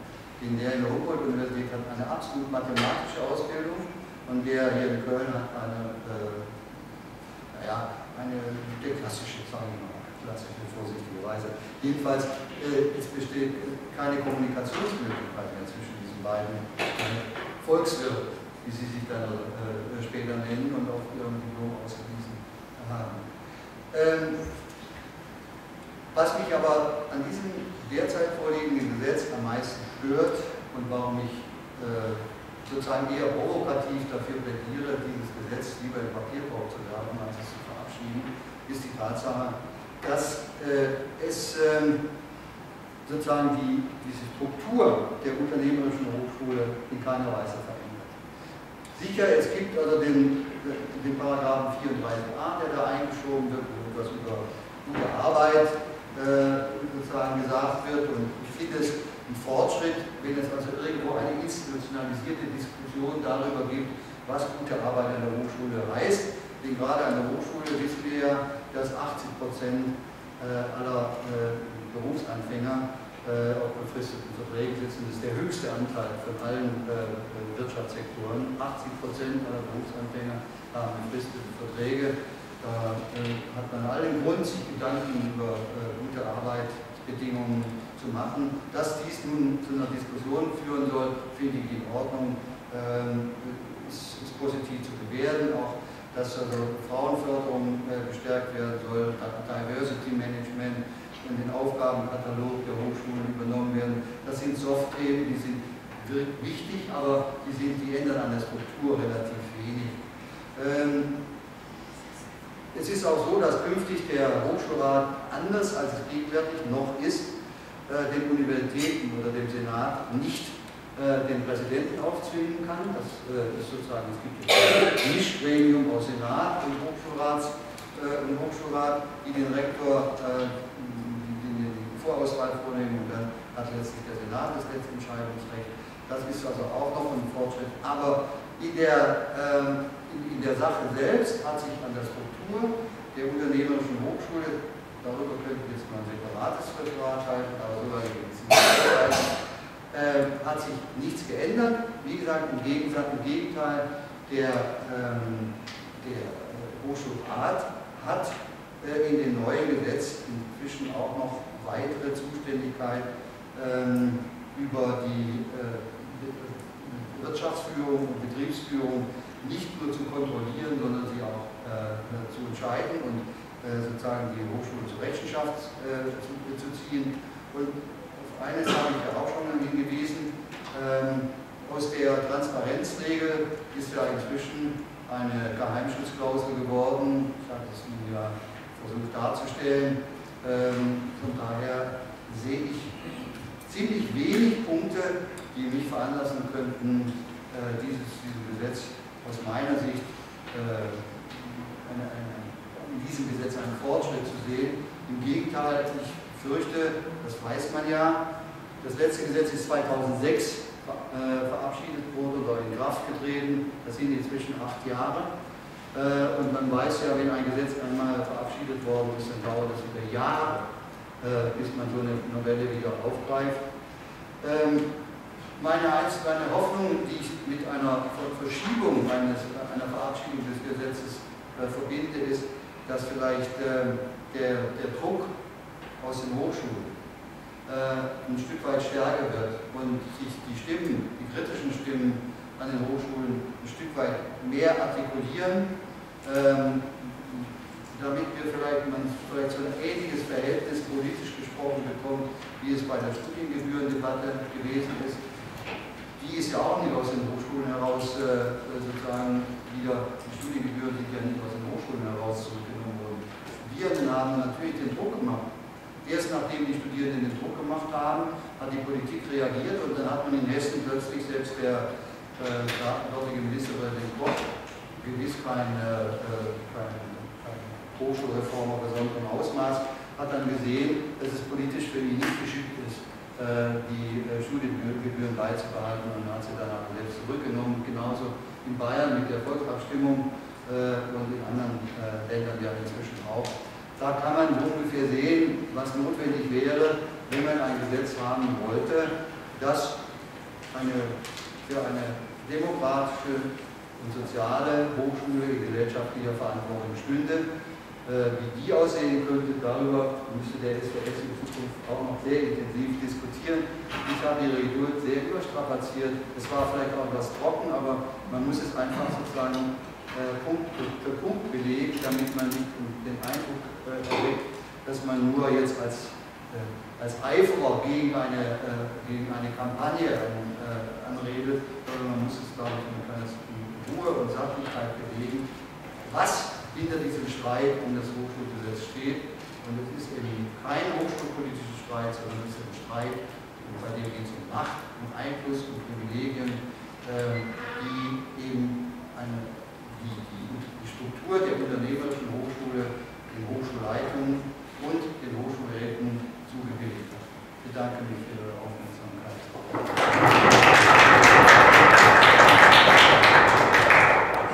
Ja, vielen Dank, Wolfgang. Bevor wir diskutieren, muss ich noch kurz zwei Sachen sagen. Ich hätte vorher sagen sollen, dass wir die Veranstaltung filmen. Wer sich umgedreht hat und nicht möchte, dass er später irgendwo zu sehen ist, der kann sich beim Kameramann melden oder das in der Rückgängezimmer. Und wir werden jetzt noch ein bisschen diskutieren, aber wir haben nicht ewig Zeit und wer das hinterher noch weiterführen will oder auch dabei kennenlernen will, wir gehen noch ins Café Nudel. Wer nicht weiß, wo es ist, einfach nicht sofort abhauen, wir gehen dann alle hin. Und so, hier ist die Redeliste eröffnet und wer Fragen oder Anmerkungen hat, Diskussionsbeiträge, kann jetzt beginnen. Ja, Kollege. Ja, Sie haben inhaltlich sehr schön argumentiert, kann ich auch sehr gut nachvollziehen. Denn das Sie haben inhaltlich sehr schön argumentiert, beziehungsweise auch Punkte, die Sie vorbrachten, sind rational und nachvollziehbar. Die Frage ist, warum zeigt uns dieser Protestinhalt der Hochschulen her? Es ist ja jetzt auch gegen diese Gesetzesnovelle, es sind ja auch Unterschriften. Also, ich soll dazu sagen, ich bin aus einer Mathematik-Wissenschaftlichen Fakultät, aber in der Fachmathematik Format. Und wir hatten dort bei uns auch 10 Unterschriftenlisten rum. Ja. Ich habe das natürlich nicht gezeichnet, aber Kollegen, die Angaben sagten mir, das geht doch nicht. Ich habe dann argumentiert, auch auf den Nachdenkseiten verwiesen, ja, das ist klar. Aber wissen Sie, da läuft noch viel mehr ab. Und zwar, da ist ein Kolleginnen und Kollegen ein enormer Frust, der Jahre aufgebaut. Das artikuliert sich jetzt. Ja, wenn Sie sehen, also die Umstellung damals in unserem Bereich Diplom auf Bachelor Master. Das ist schon viele Jahre läuft, eigentlich. Das ist alles besser. Ja. Ja, diese ganze Exzellenzgeschichte hat gerade unsere Fakultät, die Mathematikfakultät, enorm Kräfte gekostet. Dort begründet worden. Fragen sind dort auch Gegensatz partiell gereicht. Ja, und natürlich gefeuert durch den Rektor. Ja, und da ist ein riesiger Frust bei einem Großteil der Kollegen aufgebaut. Und das ist also nicht nachvollziehbar. Das artikuliert sich auch in diesen Unterschriften. Die sich auseinandersetzen mit den Argumenten, genau mit der Sache. Ja, das ist kaum noch erstaunlich. Bei Professorenkollegen und so weiter, da kommen sie fast nicht mehr ab. Ja, ich bin jetzt seit 21 Jahren als Hochschulleiter und da hätte ich gesehen, wie es sozusagen wirklich schlimmer geworden ist. Okay, ich will das jetzt nicht. Das ist wirklich, oder rede vielleicht in dem kleinen Punkt, diese Exzellenzinitiative. Das soll mir gut im Hinterkopf haben. Das verdanken wir dann natürlich auch grandiosen ehemaligen Kanzler der Frau Roman. Das ist da gemacht worden. Und es ist damals auch schon argumentiert worden, wenn ihr das macht, dann wird es der Radbahn aus Darmstadt. Schon oft hingewiesen haben und gesagt, okay, was macht ihr da? Wieder zugegen. Das ist da schon alles umgesetzt. Also ich kann das nur bestätigen, was Sie sagen. Ich hatte eingangs gesagt, dass ich ja fast jede Woche einmal irgendwo an einer Hochschule bin. Und nicht nur, das ist keine Kritik, verstehe ich nicht falsch, von Studierenden eingeladen werden, sondern auch von Hochschullehrerorganisationen oder Veranstaltungen, wo fast nur Hochschullehrer und Hochschullehrerinnen sind. Und was ich dort höre, entspricht exakt dem, was Sie gesagt haben. Wenn hier sozusagen Rektoren Kritik an Detailsteuerung üben und man heutzutage sieht, welche sozusagen Steuerungskapazität gebunden wird durch permanente Forschungsanträge, durch permanente Evaluationismus, durch einen bürokratischen Aufwand, wie man ihn nie, man kann sagen nie, an Hochschulen gekannt hat. Heute oder gestern in der FAZ gab es einen hervorragenden Artikel über diese Akkreditierungsmanie was damit an Ressourcen und an Aufwand verbunden ist, der, ich meine, man kann es ja ganz nüchtern sagen, dieser Ressourcenaufwand geht an Forschung und an Lehre ab. Und man weiß es ja in den Exzellenzinitiativen, das führt dazu, dass diese besonders exzellenten Hochschullehrer in dieser Zeit, wo die Anträge geschrieben werden, natürlich von Lehre entbunden werden. Und die anderen Kollegen, die dann noch nicht mal das Geld bekommen, die dürfen dann die Arbeit für ihre Exzellenzen, man redet sich ja inzwischen an der Hochschule mit ihrer Exzellenz an. Also ich kann das nur bestätigen, was Sie sagen. Das Problem ist nur, und das ist eigentlich leider eine historische Erfahrung, muss man fast sagen. Die deutsche Professorenschaft ist sehr individualistisch geprägt. Man organisiert sich nicht. Da ist jeder kämpft für sich. Und da gibt es dann den individuellen Kampf, in dem man sozusagen sich mit dem Rektor gut stellt. Oder man kapriziert sich als sogenannter Visible Scientist. Das heißt, das ist der immer viel Geld anschleppt oder der in allen überregionalen Tageszeitungen also irgendwelche Artikel unterbringt. Der ist dann sozusagen der bedeutende Professor. Und da die Hochschulleitung eine ihrer wichtigsten Aufgaben im Hochschulmarketing inzwischen sehen und gar nicht in der strategischen Hochschulplanung, sondern im Hochschulmarketing sehen, sind natürlich diese Visible Scientists natürlich von besonderer Bedeutung. Und danach orientieren sich die Machtverhältnisse an den Hochschulen. Es hat in den Hochschulen auch zu der Zeit, als ich hier noch studiert habe, natürlich immer Machtzentren gegeben. Früher haben sich die Universität zu Köln wurde aufgeteilt zwischen den Juristen und den Volkswirten oder den Wirtschaftswissenschaften. Die haben sich gegenseitig abgelöst als Rektoren und die haben bestimmt, wer Rektor wird und was der Rektor tun darf. Das war natürlich auch nicht gerade der Idealzustand. Nur dadurch, dass es jetzt sozusagen auf eine geradezu fast absolutistische Hochschulleitung die Macht verlagert worden ist, die mit dem Hochschulrat im Rücken im Prinzip jeden Beschluss eines akademischen Gremiums, jeden Beschluss des Senats, jeden Beschluss eines Fachbereichsrates konterkarieren hat. Es ist doch, ich habe das x-mal erlebt, ein Rektor hat einen Konflikt mit irgendeinem Gremium seiner Hochschule, er geht mit der Sache in den Hochschulrat, spricht mit dem Hochschulratsvorsitzenden 2 Stunden vor der Sitzung, der Hochschulratsvorsitzende führt dann ein, der Rektor trägt vor und da die Sitzungen ja meistens nicht länger als 2,5 Stunden oder 3 Stunden sind und das 4-mal im Jahr, stimmt man halt dem Rektor zu und der Rektor hat freie Hand. Der Fakultätsbeschluss oder der Senatsbeschluss ist eben außer Kraft gesetzt und er kann sagen, war ja nicht ich, war ja der Hochschulrat. Und den kann man ja nicht greifen, den kann kein Dekan oder kein Senatsmitglied kann ein Hochschulratsmitglied greifen, er ist ja ihm gegenüber nicht verantwortlich oder zur Verantwortung zu ziehen. Und das hat dazu geführt, dass wir inzwischen nicht alle, das würde ich nie sagen, aber eine Reihe von Rektorinnen und Rektoren haben, die also ein autokratisches Regime an ihren Hochschulen führen, wie man das jedenfalls nach den Humboldtschen Reformen einfach eigentlich nicht mehr kannte. Bitte, Eine Nachfrage, das ist etwas anderes. Köln ist Exzellenzuniversität vor 2 Jahren. Wir hatten dann im Sommersemester noch ganz eilig oder eine Fachumsetzung einberufen und das Ziel 14 neue Professuren sozusagen, die waren da, die kamen aus der Initiative und sozusagen auf den Weg zu bringen, dass die Bundeskommission 14. Die Leute sind jetzt da. Ja, so, die Finanzierung ist 5 Jahre. Ja. Die Finanzierung ist 5 Jahre. Diese Mandant ist eine der 14 Professoren. heißt also 10% der Professoren, der Professorenpositionen müssen ab 2017 wieder eingefangen werden. Das heißt, frei werdende Professoren werden irgendwo genommen, weggenommen und die Leute sind ja festgebunden.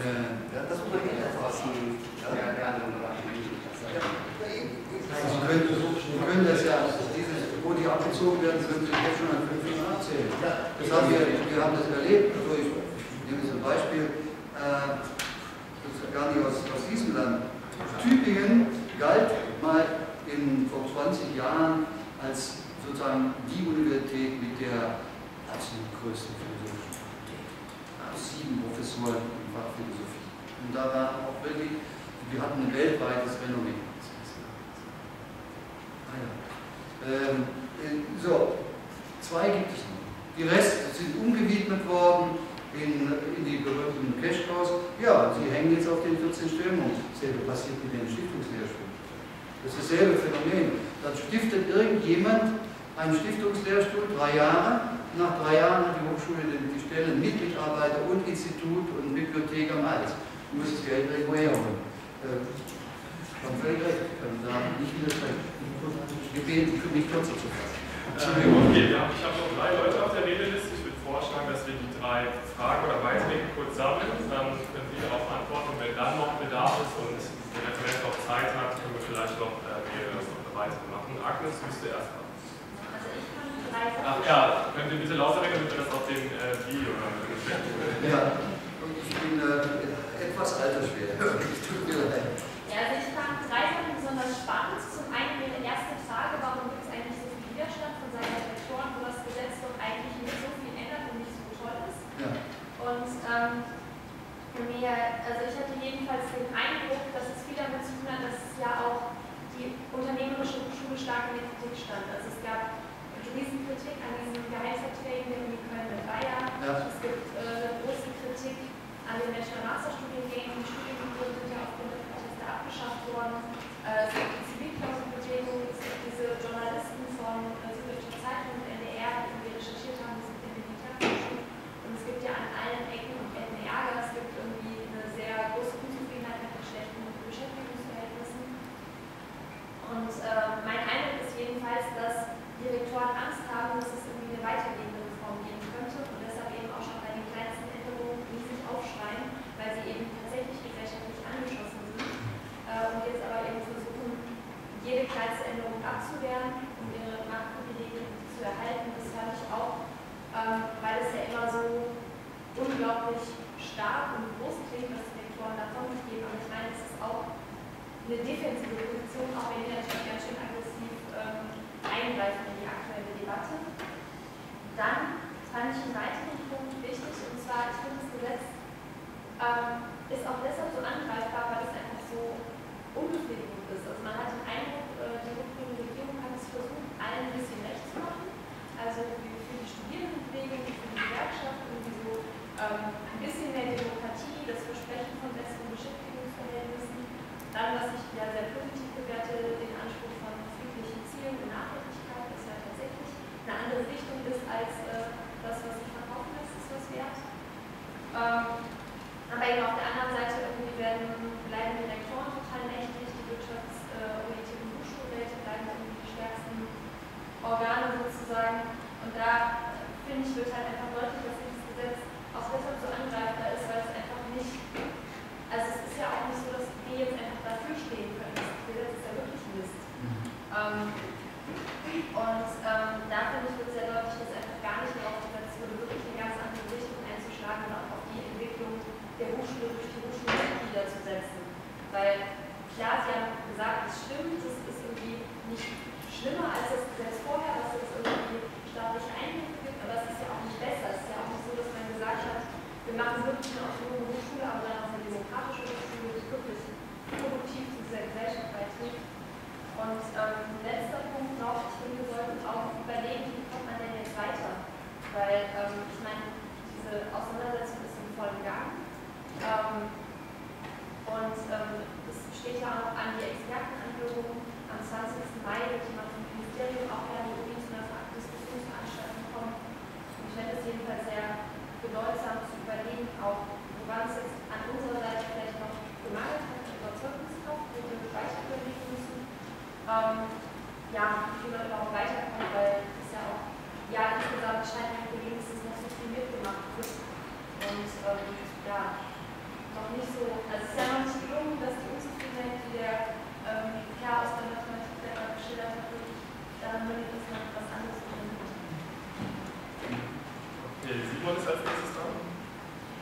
Ja, also ich glaube, ich würde es ein bisschen anders einschätzen. Ich glaube nicht, dass die Rektoren so stark in der Defensive sind, sondern eigentlich wir ziemlich stark in der Defensive sind mit unseren Forderungen und eigentlich die ideologische Auseinandersetzung um das Gesetz ziemlich schlecht geführt haben.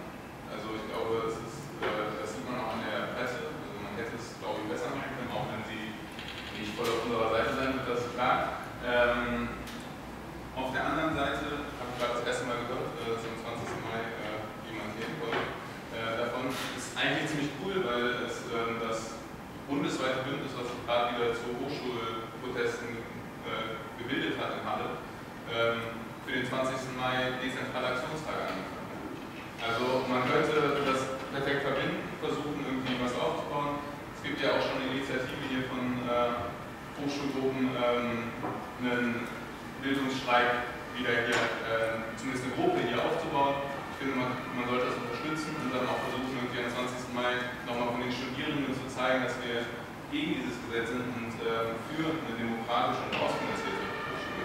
Weil die Probleme der Exzellenzinitiative sehen wir jetzt auch in der Philosophischen Fakultät, wo quasi 4 Professuren auslaufen, weil die Exzellenzmittel nicht mehr da sind.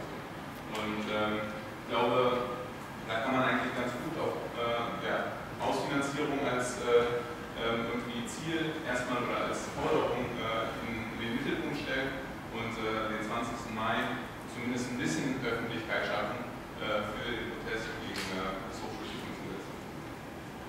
Der dritte ist Anton. Ich stehe mal auf, weil ich so am Rand stehe. Ich bin Anton vom SDS aus Berlin. Und wir machen gerade eine Tour durch Nordrhein-Westfalen, deswegen sind wir gerade auch in Köln. Und ich fand es sehr cool, dass du zum Schluss quasi darüber gesprochen hast, wie die Studiengebühren in Hessen verhindert wurden durch Proteste. Und ich glaube, darüber müssen wir jetzt auch sprechen. Also, wie gesagt, ich bin von der Humboldt-Universität in Berlin. Wir haben die Situation, dass es zumindest angekündigt ist, dass es massive Personalkürzungen, Personaleinschränkungen im Mittelbau vor allem geben wird. Weil es zum einen weniger Geld für die Uni gibt, zum anderen sich angeblich von der Uni eine Excel-Tabelle berechnet wird und dadurch viele staatliche Gelder wegfallen, was für mich eine schlechte Ausrede anhört. Aber es hat Folgen in der Hinsicht, dass manche Institute wirklich irgendwie die Hände über den Kopf zusammengeschlagen haben und gesagt haben, wir wissen gar nicht, wie wir unsere Lehre überhaupt noch wie unsere Lehrer aussehen sollen in den nächsten Semestern, wenn es wirklich so ist, dass so viele, ich glaube es war sogar 1/3 oder sowas am Mittelbau wegfällt. Wir haben die Situation in Berlin an der Humboldt-Uni, dass auslaufende Stellen im Mittelbau regelhaft, und das ist jetzt keine Notsituation, regelhaft ein Semester nicht nachbesetzt werden, einfach um Geld einzusparen und so weiter. Und das ist eine normale Situation an der Humboldt-Uni. Es gibt also hier enorme Angriffe und wir haben gehört, was in Köln so gerade Sache ist. Ich finde, es ist relativ eindeutig, dass das nach dem krassen Umschwung zum Bachelor-Master-System ein weiterer Schritt ist oder nur die Linie weitergeht hin zu einem Umbau, hin zu einer neoliberalen Uni, wo alle durchgescheucht werden sollen. Und du hast es jetzt, wie hast du es nochmal genannt? Irgendwie geschäftsorientierte Universität? Unternehmerische Universität, genau, kann man auch, also ist jetzt Wortklauberei, ich will es neoliberale Universität nennen, aber genau, jedenfalls haben wir gegen diese Kürzung an der Humboldt-Uni überlegt, was kann man dagegen machen. Wir haben eine Vollversammlung einberufen, die erste seit einigen Jahren, haben gesagt, okay, mal gucken, was passiert, und es war die größte Vollversammlung an der Humboldt-Universität seit keine Ahnung, seit den Erinnerungen von Leuten, die schon sehr, sehr lange dort studieren. Also es waren über 1000 Leute in dem Audimax bei uns und wir haben 10 Punkte vor dem Programm aufgestellt. Wir haben gesagt, im nächsten Semester, also dieses Semester, wird es eine Vollversammlung geben. Die wird jetzt bald stattfinden. Wir orientieren auf Bildungsproteste. Wie Simon gerade schon gesagt hat, alle wird koordiniert, das Ganze bundesweit zu machen. Mein Vorschlag wäre, dass im SDS Köln ernsthaft darüber diskutiert wird, ob man sich dem nicht anschließen will, weil bei uns in Berlin sind es diese Kürzungen, strukturelle Unterfinanzierung, in Köln sind es solche Neuregelungen, die zu einer neoliberalen Universität führen sollen. Und das sind zwar alles asymmetrische Angriffe, trotzdem glaube ich, sollte man bundesweit dagegen agieren und wirklich ernsthaft darüber diskutieren. Und genau, alle Leute, die bisher nicht irgendwie organisiert sind, wirklich würde ich vorschlagen, mal zum SDS zu gehen und zu gucken, ob man damit zusammen Widerstand leisten kann, weil wir sehen, wie nötig das eigentlich ist. Ja, also ich glaube, das hat sich jetzt nicht widersprochen. Ich glaube, die Kommilitonin meinte auch nicht, dass die Reformen in der Defensive sind, sondern die haben völlig, das danke Ihnen für den Hinweis. Es ist eine Präventivstrategie, das von den Rektoren gefahren. De facto sozusagen wird ihre Macht nicht beschränkt durch das Gesetz. Sie wird im Gegenteil, der Hochschulrat hat noch mehr Macht, also bislang hat. Aber man will auf jeden Fall verhindern, dass sich überhaupt etwas ändert. Und weil man die Sorge hat, es könnte sozusagen da eine Entwicklung in Gang kommen, die man da nicht mehr steuern kann. Deswegen ist es wie beim Fußball, offensives Pressing, also jeder Versuch daran etwas zu ändern, muss verhindert werden und am besten ist, man schießt die Ministerin ab. Es gibt Rektoren, die sagen das sozusagen ganz offen, die muss weg. Und dann hat man natürlich dann hat man mal gezeigt, wer sozusagen Herr im Haus ist. Und das ist die Strategie, die dabei verfolgt wird. Sie haben auch recht, da gebe ich Ihnen völlig recht, diese Novelle, diese Gesetzesnovelle hat keine Botschaft. Man kann es nicht in 3, 4 Sätzen sagen, was eigentlich mit diesem Gesetz erreicht werden soll, was das Ziel ist. Man hat sich gescheut, sozusagen den Schritt zu machen und einen Paradigmenwechsel einzuleiten. Man hat kein richtiges, alternatives Paradigma zur unternehmerischen Hochschule. Und das macht die Kommunikation so schwierig. Man hat viele Detailargumente, also dass die Ministerin sagt, wir müssen natürlich dafür sorgen, dass die Lehrerausbildung garantiert wird. Wir müssen dafür sorgen, dass die Ausbildung sozusagen in irgendeiner Weise auch den Bedarf oder der Nachfrage auf Seiten der Abnehmer, der Wirtschaft oder wo auch immer erfolgt. Das sind alles richtige Argumente, nur sie zünden nicht.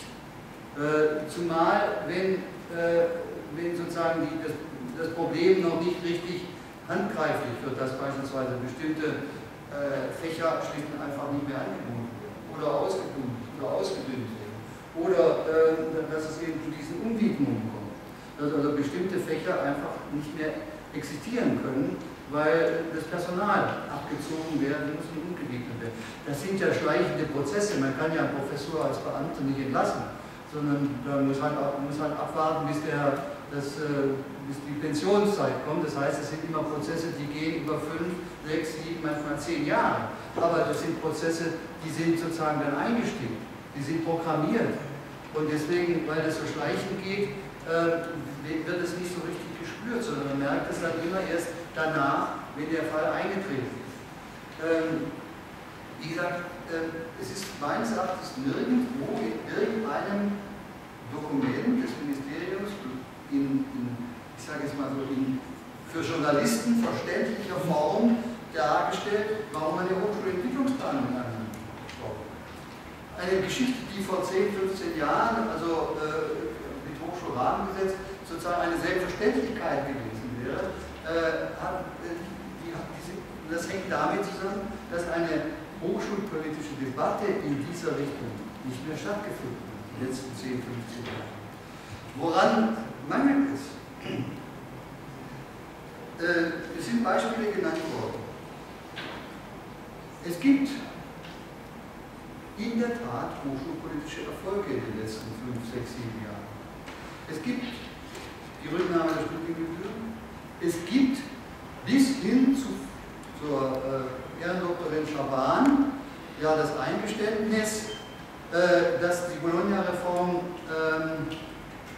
reformiert werden muss. Dass Fehlentwicklungen, so heißen sie, bis hin zum Wissenschaftsamt.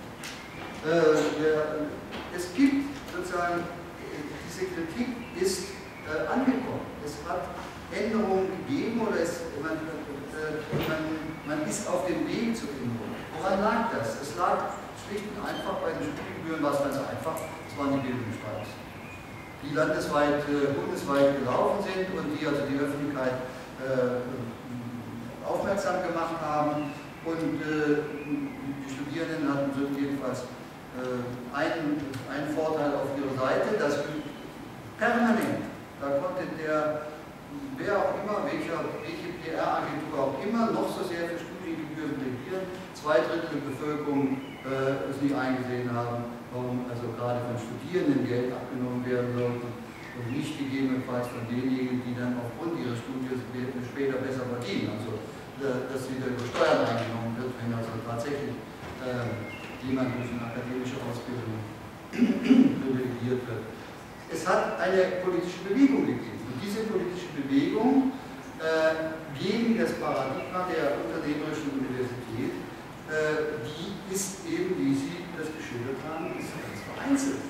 Also man klagt in der Studierstube und im Seminar, aber man klagt nicht in offen und man klagt schon gar nicht gemeinsam und diese Zeit, diese Entwicklung oder dieser Dampfdruck ist noch nicht da, noch nicht erzeugt worden und man kann eigentlich nur hoffen, dass er sich irgendwann mal erzeugt. Die Entwicklung trifft ja die Mehrheit der Hochschulen. Wenn Sie noch mal einen Versuch machen, das noch mal zu erläutern, was ich unter unternehmerischer Universität verstehe. Unternehmerische Universität heißt für mich eine funktionelle Privatisierung staatlicher Einrichtungen. Funktionell privatisiert in der Weise, dass man die Hochschulen wie eine Aktiengesellschaft organisiert. Mit einem CEO, also einem Chef mit Durchgriffsrechte hinein in die, bis zu allen Mitarbeiterinnen und Mitarbeitern, wie Sie das ja nennen, einfach nochmal kurz noch zu karikieren. Der Siegner Rektor, der hat Folgendes gesagt, ich leite ein Unternehmen mit einem Umsatz von 250 Millionen und 2000 Mitarbeitern und 18.000 Azubis. Das ist die Vorstellungswelt eines Rektors über seine Hochschule. Das sind also die Professorinnen und Professoren sind Mitarbeiter und Mitarbeiterinnen von ihm und sie sind die Azubis, die dann sozusagen sich auch entsprechend zu verhalten haben. Und er macht einen Umsatz von 250 Millionen. Deswegen hat er auch das höhere Gehalt verdient. Und deswegen kann er auch das höhere Gehalt geheim halten. Der jetzige. Ja. So, ich will nochmal diese funktionelle Privatisierung beschreiben. Also wir haben Hochschulen, die sind im Augenblick identisch abgebildet einer Aktiengesellschaft. Starken Präsidenten, starke Leitung, möglichst auch die Hochschulleitung mit einem Auswahlprinzip ähnlich wie bei Unternehmungen, über Headhunters und dergleichen. So jetzt in Düsseldorf, wird jetzt hier die Vize, wird ja in Düsseldorf ist ja auch ein Headhunter gefunden worden. Und mit einem Aufsichtsrat im Rücken, sprich Hochschulrat im Rücken. Das ist wie eine privatrechtliche Einrichtung gestaltet. Und dann zu sagen, wir haben das Recht, wie das auch im Gesetz heißt, auf Zuschüsse. Es geht also, der Staat hat nur noch die Möglichkeit, passiv Zuschüsse zu gewähren und die AG verwaltet diese Zuschüsse und wirbt zusätzliche Mittel ein und die gesamte Steuerung, es ist wie wenn der Hund mit dem Schwanz redet oder der Schwanz mit dem Hund redet, die Steuerung der Universität findet statt über die Einladung von Dritten, zusätzliche Mittel. Das ist das Erfolgskriterium. War auch das Erfolgskriterium der Exzellenzinitiative. Man braucht sich nun mal, der Michael Hartmann, der schon erwähnte, hat es ja im Detail untersucht, warum sind LMU und TU München, also Ludwig-Maximilian-Universität, TU München und die anderen Universitäten in der Exzellenzinitiative exzellent gewesen. Weil sie bei dem wichtigsten Kriterium, nämlich der Einbindung in die Forschungslandschaft der Region, sprich in die, sozusagen in die Wirtschaft, am besten Ladestand sind und am meisten Mittel eingeworben haben. Und da hat es natürlich eine Universität wie, die auf dem flachen Land ist, in Bayreuth oder in Greifswald oder sonst wo, natürlich erheblich schwieriger da mitzuhalten. Und die Universität zu Köln hat es natürlich auch nicht so einfach da mitzuhalten, weil sie natürlich zwar eine Mathematikfakultät haben, aber keine Ingenieurwissenschaft. Und deswegen wird sie gegen Aachen nie sozusagen konkurrieren können. So viel Geld kann Köln nie einwerben. Abgesehen davon, das ist ja auch wieder so ein Phänomen, wenn man schon sozusagen auf die Höhe der Drittmittel achtet. Es ist, weiß ja jedes Kind, dass für jeden Forschungsauftrag, der bei den Ingenieuren landet, man nur einen Faktor 10 mehr Geld ausgeben muss, als wenn ein Historiker seine Monographie schreibt. Dafür wissenschaftliche Mitarbeiter bezahlt bekommt. Also das ist ja sozusagen das Höchste, was der Gefühle, dass ein Geisteswissenschaftler dann an Geld bekommt, dass ein Mitarbeiter oder anderthalb bezahlt bekommt. Und die Ingenieure, die können darüber nur lachen, über solche Beträge, die da im Geisteswissenschaft. Insofern kann eine Universität zu Köln mit Aachen, was sozusagen die Exzellenz in Anführungszeichen anbetrifft, mithalten. Ja, ich habe nur eine kleine Frage. Und zwar, warum ich das jetzt zum ersten Mal mit dem Rektor oder sowas gesagt habe. Ich frage mich jetzt, ob es denn in Siegen keine Proteste gibt oder ob man dann diese Aussage einfach so hinnimmt und sie für in Ordnung hält. Oder gibt es da Proteste von irgendeiner Seite? Also, ich war jetzt im letzten Frühjahr in Siegen, da war ja folgender Fall eingetreten. Da hat der Hochschulrat der Universität einen Präsidenten aufzwingen wollen. Und das hat er auch gemacht. Und der Präsident, der kam übrigens aus der Bewerberkammer von der Humboldt-Universität, der war dann sozusagen so fair und hat dann seine Bewerbung zurückgezogen, sodass dieses eben auch nicht zum Präsidenten der Universität nichts aufgezwungen worden ist. Es gibt in Siegen einen massiven Widerstand gegen diesen Rektor. Und es gibt auch einen massiven Widerstand gegen den Hochschulratsvorsitzenden dort. Aber was wollen die Hochschulangehörigen können die ja nicht abwählen. Der Senat hat nicht das Recht, ihn abzuwählen, jedenfalls heute in der gegenwärtigen Rechtslage überhaupt nicht. Man kann ja noch nicht mal ein Hochschulratsmitglied abberufen. Es ist unmöglich, selbst wenn man sich kriminell betätigt, kann ein Hochschulratsmitglied nicht abberufen werden. Es gibt keine Regelung dafür. Also insofern es gibt massiven Ärger an der, das habe ich im letzten Frühjahr war das, glaube ich, einen massiven Ärger an dieser Uni, aber die berühren die Machtstruktur leider nicht. War das noch Antwort auf die Frage? Hast du eine Frage? Ich habe auch mal ein Second. Ja, eine kleine. Ja. Die Verständnisfrage müssen wir auf jeden Fall geben. Und zwar geht es darum, Sie hatten ja diese Artikel des Gesetzes hier auf der Präsentation. Die waren ja jetzt aus dem Regierungsentwurf, die erst überfallen. Ja. Und der Regierungsentwurf wurde ja schon verändert. Naja, am 23.03. ist der letzte. Die ganze Kritik der Rektoren und Konferenz etc. kam ja vor allem auf die Argumenten. Ja. Und alles, was danach kam, war ja bloß noch so ein bisschen Nachvollziehung und so der Ja. Also wurden ja eigentlich die Passagen wirklich für die Rektoren und die Staaten abgeleitet.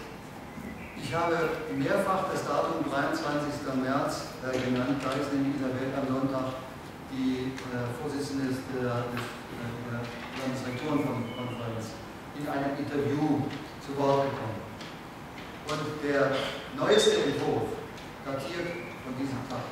Und ich bin sicher, dass ich diesen Entwurf kannte.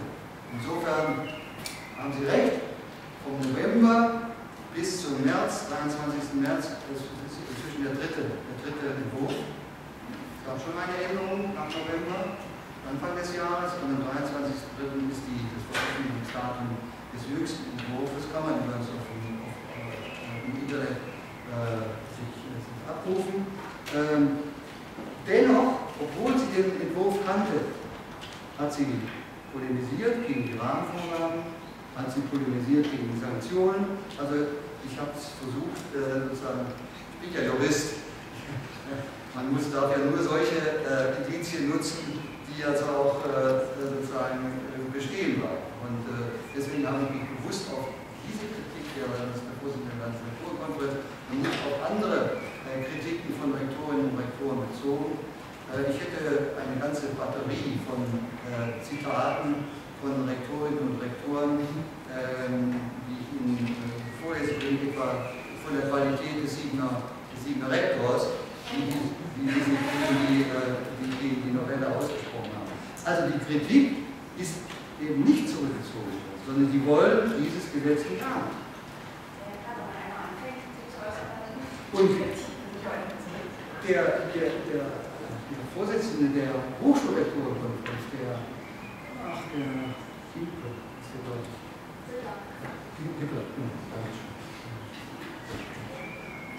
der hat ja noch sich danach geguckt. Also der müsste es also jetzt zumindest wissen. Und der hat sich nun also, als jemand sagt, man muss es so sagen, nicht entblödet in der Öffentlichkeit sozusagen für jeden, der auch nur des Lesens mächtig ist, deutlich zu machen, dass es sich mit dem Gesetz überhaupt niemals, glaube ich, ernsthaft beschäftigt hat. Es war reine Polemik und reine, ja, diese typische Angstmacherei mit Detailsteuerung, mit Planwirtschaft oder dieses dämliche Geschwätz. Das ist so, ja, zwischen dem Niveau, was man, da ist die Bildzeitung geradezu als Intellektualist hat.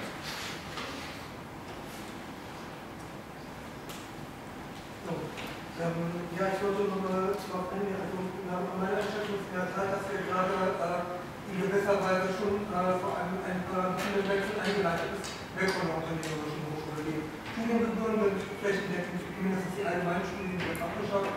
Die Exzellenzinitiative wird nicht verlängert und sowas. Also da wird ja deutlich, dass das so nicht mehr weitergeht.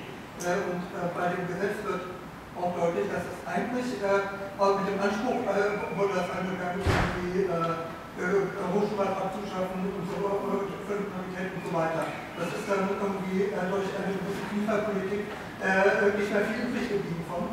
Aber trotzdem wird ja da deutlich auch mit dem Anspruch, dass irgendwie es die Hochschulen einen Beitrag zur erfindlichen Entwicklung leisten, dass es irgendwie weggeht von der betriebswirtschaftlichen Ebene hin zu einer Gebrauchswertorientierung der Hochschulen, dass das irgendwie gesellschaftlich verantwortlich ist. Auch wenn das Gesetz ansonsten von den betriebswirtschaftlichen nicht abschalten eigentlich.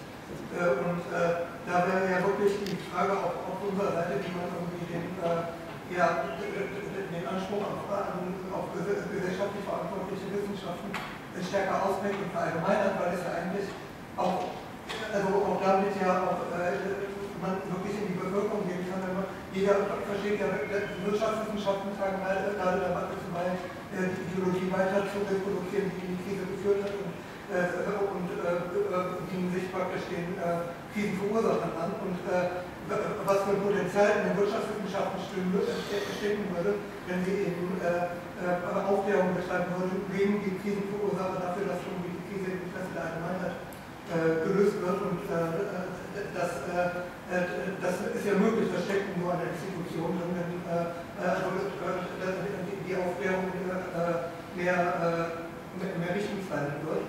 Und das ist ja, glaube ich, das, was man genau angehen müsste, dass irgendwie die Hochschulen ja wirklich das Potenzial einer humanen Entwicklung der Welt beizutragen, mehr entfalten können müssen. Und dafür müssen eben auch dann die Hochschulen ausfinanziert werden und die ganzen betriebswirtschaftlichen Regeln, die eben genau so eine Entwicklung herausnehmen.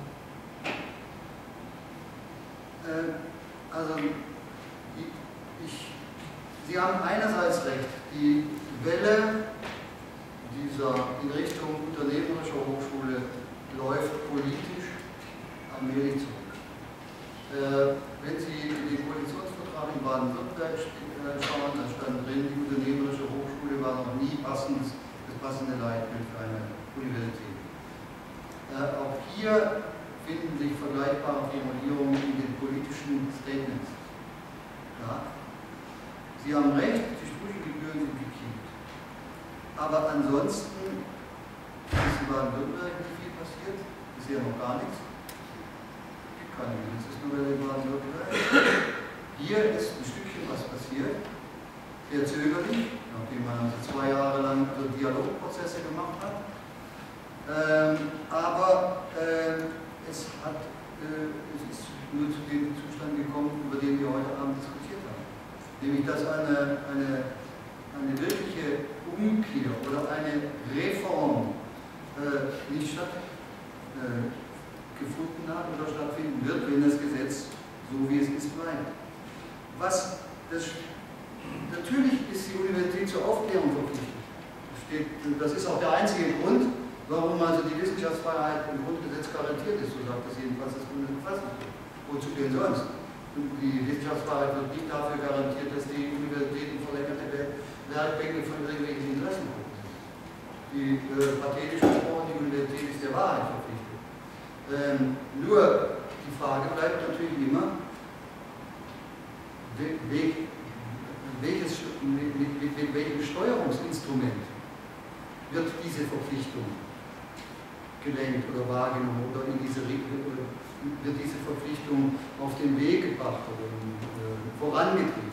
Mit welchem Steuerungsinstrument? Und über die Steuerungsinstrumente haben wir heute Abend jedenfalls teilweise gesprochen. Die Steuerungsinstrumente ist der Wettbewerb. Die werden im Augenblick gibt es keine hochschulpolitische Debatte, wo nicht Wettbewerb als der Kernbegriff sozusagen für Qualität, für Leistungssteigerung, für Erfolge oder für sonst etwas herangezogen. Und der Wettbewerb geht um letztlich nichts anderes als um Geld. Es geht um Geld. Das ist der Wettbewerb, der da stattfindet. Hier wird natürlich noch irgendwo versucht, auch sozusagen quantitativ festzulegen. Sie kennen ja die ganzen Ranking-Debatten, die kennen, man misst alles, was messbar ist. Man hat nur vergessen, dass Qualität eben nicht unbedingt quantifizierbar ist. Und der österreichische Philosoph Konrad Wiesmann hat mal gesagt, diese ganze Rankerei und diese ganze Evaluierungen sind nichts anderes als der Verlust an Urteilskraft. Und da hat er in vielerlei recht. Man misst alles, also bis hin zu Zitationsindexen oder bis hin zu diesen Akkreditierungsagenturen, so als ob also private Agenturen, die dann irgendwo noch teuer bezahlt werden müssten, also sozusagen besser wissen müssten als frühere Konferenzen zwischen Staat, Wirtschaft, Gewerkschaften, Hochschulen. Das waren ja die Gremien, die also früher in den Hochschulentwicklungsgremien gesessen sind, als ob das private Akkreditierungsinstitutionen besser können. Das stelle ich in Frage. Und Sie sehen ja den Aufwand, der für die Akkreditierung, deswegen werden Sie jetzt ja in Frage gestellt. Bislang hat man sozusagen die sogenannte Programmakkreditierung gemacht. Das heißt, jeder Studiengang sollte geprüft werden. Und für jeden Studiengang macht das 20.000, 30.000 Euro. Jetzt hat man erkannt, dass das auf Dauer nicht gut gehen kann, dass man das auch gar nicht bezahlen kann und dass dabei auch nichts rauskommt. Jetzt geht man über zur Systemakkreditierung. Das heißt, man guckt gar nicht mehr die Studiengänge an, sondern man guckt an, ob die Universitäten die entsprechenden Vorsorgemaßnahmen ergreifen, damit sie gute Qualität gewährleisten können. Wie das einzeln ausgeführt wird, überlässt man dann wieder der Akkreditierungsorganisation, die niemals irgendwo transparent machen, nach welchen Kriterien sie eigentlich ihre Urteile treffen. Es gibt ja, gerade in der Frankfurter Allgemeinen Zeitung gestern ganz so schöne Anekdoten dazu. Saß einer in einer Akkreditierungsagentur drin, der hat also unbedingt für dieses und jedes Fach plädiert, das unbedingt dort vorhanden an der Hochschule noch aufgezwungen werden müsste. Allein deshalb, weil er gerade ein Lehrbuch darüber geschrieben, über dieses Fach geschrieben hat. Und also das natürlich hoffte, dort durch das Angebot dieses Faches dann immer besser verkauft zu können. Nur eine Anekdote, aber es ist bezeichnend, dass also, es kann Ihnen jeder Hochschullehrer hier auch im Haus, kann Ihnen Geschichten erzählen, wie das mit der Akkreditierung gelaufen ist. Jeder lacht sich kaputt darüber. Trotzdem, man tut so, als wäre das sozusagen das höchste Gericht. Und man orientiert sich daran. Also, das meine ich, also diese Steuerungsprinzipien sind leider nicht außer Kraft gesetzt. Und das Kernproblem, ich hatte Gelegenheit, mit der Ministerin mal auf dem Podium zu sitzen und mit ihr zu sprechen. Und dann haben wir anschließend noch zusammengestanden und dann habe ich ihm auch meine Kritik vorgebracht. Dann sagte sie mir, und das kann ich sehr, sehr gut nachvollziehen, weil ich lange genug in der Politik gestanden bin, es fehlt das Gegengewicht. Wenn ich heute eine Anhörung mache, und ich war es ja selbst in Anhörungen drin, in diesen Anhörungen bin ich ein Verrückter, wenn Sie sich vorstellen. Da sitzen die Vorsitzenden der Rektorenkonferenzen, 3 Leute von den Fachhochschullehrern, die Vorsitzenden der Fachhochschullehrerkonferenz, sitzen die Kanzler und ihre Organisation, dann sitzen sozusagen der Hochschullehrerbund, dann sitzt vielleicht noch der DAAD und sonst irgendwas, und dann sitzt ein Arbeitnehmervertreter, und aber nicht etwa eine Gewerkschaft, sondern es sitzt also das ist der Personalratsvorsitzende von irgendeiner Hochschule, der dann also zum Sprecher ernannt worden ist, und dann gibt es vielleicht noch 1 oder 2 Leute, die so argumentieren wie ich, aber wir sind dort Exoten. Und die Ministerin sagt mir schlicht und einfach, als Ministerin, das kann ich sehr, sehr gut verstehen, kann ich nicht so weit vorwärts marschieren, wenn ich niemand mehr hinter mir habe. Und ich kann, der Politik ist ja am liebsten, wenn sie immer das Weltkind in der Mitte spielen. Also immer den Kompromiss. Politiker sind ja sozusagen geborene Kompromisse. So, aber wenn ich keinen Kompromiss finden kann, weil es auf der Gegenseite gar keinen gibt, der mich auf die andere Seite zieht, dann kommt der berühmte Gummizug-Effekt zustande. Man rutscht nämlich noch mehr in die andere Seite, als man es vielleicht sogar persönlich will. Und das ist die Situation, die ich sehe. Es gibt gegenwärtig kein politisches Gegengewicht gegen also ein Gewicht, das es schaffen könnte, aus dieser Novelle noch was Vernünftiges herauszubekommen. Und ich kann nur sozusagen an Sie und an alle Hochschulangehörigen appellieren, die nicht ins schmollende Kämmerlein zurückzuziehen, sondern den Frust als Kraft zu nehmen, wie der Georg Schramm sagte, den Zorn als Kraft zu nehmen, die Dinge wieder in eine andere Bahn zu nehmen. Ich bedanke mich.